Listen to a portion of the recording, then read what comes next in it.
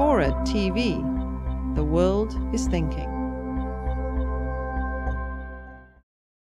When I started my career as a police reporter in Chicago covering crimes, and the thing you learn in the institution of journalism practiced correctly is always that seeing is more important than thinking. Then the most important thing is to look at the evidence first. And so there's been a lot of punditry and commentary around what happened in Tucson. But I think if we start with the evidence, and we start with what little we know about Jared Loughner, the kid who allegedly committed this thing, is we know that he has had from his online writings an obsession with mind control, and you see in the writings a struggle of a man trying to control his mind. We know he created these videos, and the last video he created was called My Final Thoughts. And if you go online and watch those videos, what you see is a man who's trying to create what he calls a currency, which is a language for controlling thoughts.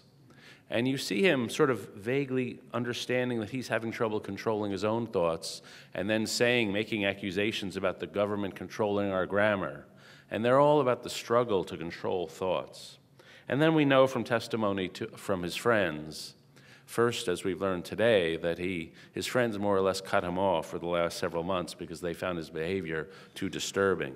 But we know he went to this town hall with Congresswoman Giffords and asked her an extremely bizarre question having to do with how can government function when words have no meaning.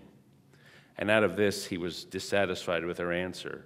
So we see all the evidence that we have in front of us suggesting that the root cause of this, or what was involved with this, is a young man possibly suffering from mental illness and possibly from schizophrenia, and not practicing politics as it's normally understood. And that's sort of where the evidence, to the extent that we have it, leads us in that direction. And yet I think so much of the commentary in the last few days has not been following that evidence, but has gone off in a different direction, talking about civil discourse in our politics. And I'm all for civil discourse, I'm all for sensible politics. But there's no evidence that was germane to this kid. And I think journalism has been guilty of a great wrong in not following the evidence over the last 4 days.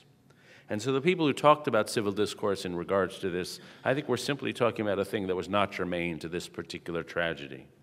And those who accused political players of contributing without any evidence, I think, made extremely grave accusations without any sense of responsibility.